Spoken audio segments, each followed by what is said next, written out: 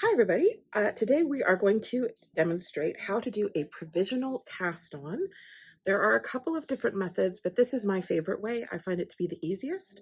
What you're going to need is your knitting needle, you're going to need some scrap yarn, and you're also going to need a crochet hook.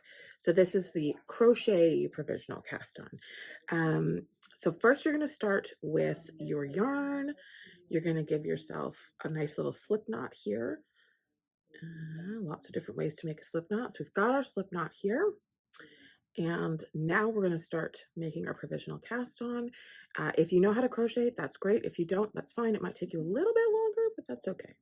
I would get a hook that is going to somewhat correspond with your yarn. So I've got like a 4mm hook, and I've got an 8mm needle and a bulky yarn. That'll be fine. If you're using a finer yarn, you might get away with one of those little stitch fixer hooks as well. So I'm going to put the slip knot onto my hook, and I'm just going to snug it up a little bit.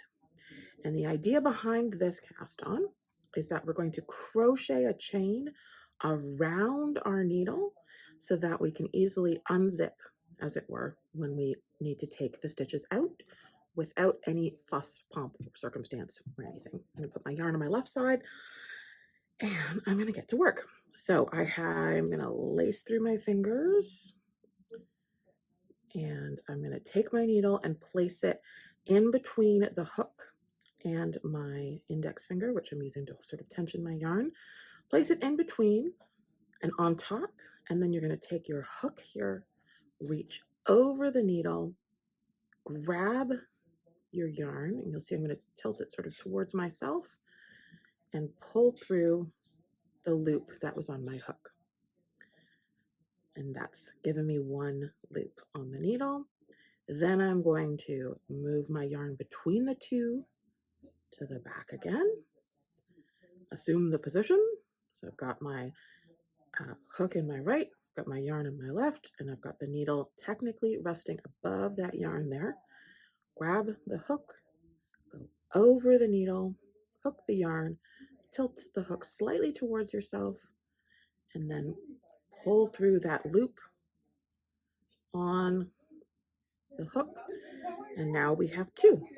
So something that I often see knitters doing, but not crocheters, let me set up for another one. So between the needles to the back, I see them grab the yarn, pull through,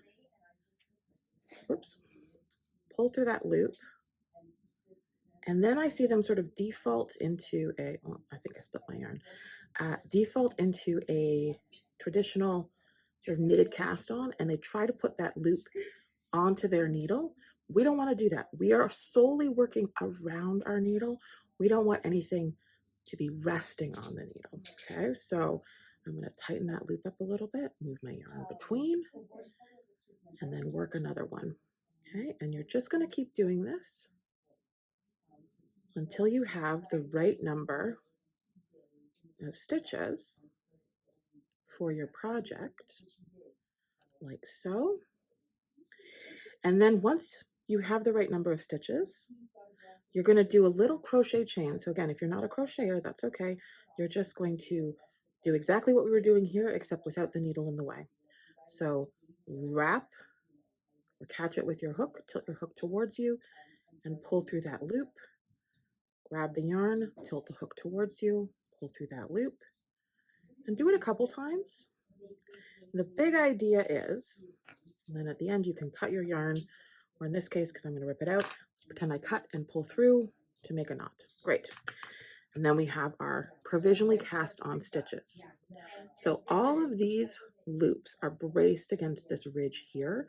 Nothing is really attached, in quotation marks, to the needle. And the reason why we make this little chain here is that because at the end of your project, you're going to knit, knit, knit, knit, knit, and then you're going to want to undo this scrap yarn to give yourself live stitches. And we'll demonstrate that later. And so we want to be able to tell which side to unzip from. And I often will compare it to, say, like a potato bag, where, you know, they have those threads along the top.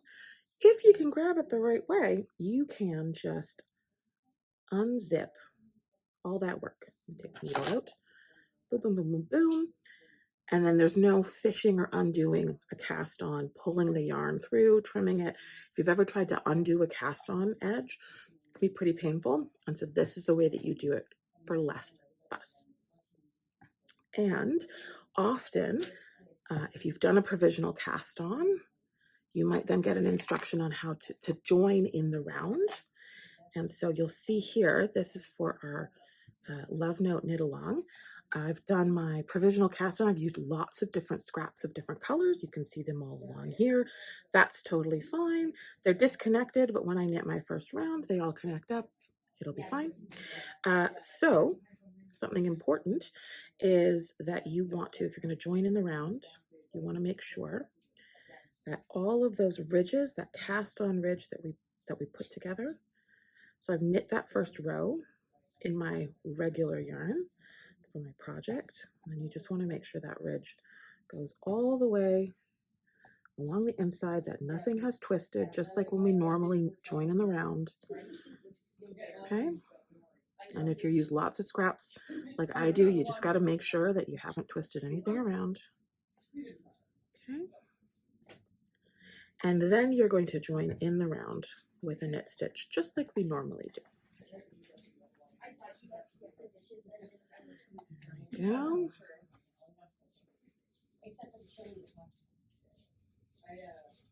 Just like we normally do, right there. Maybe put a marker in for beginning a round. And there you go. So that there is how to do a provisional cast on. And when we come back, we will talk about how to take out a provisional cast on. If you enjoyed this video, be sure to like, share, and subscribe. And leave us a comment. We love hearing from you.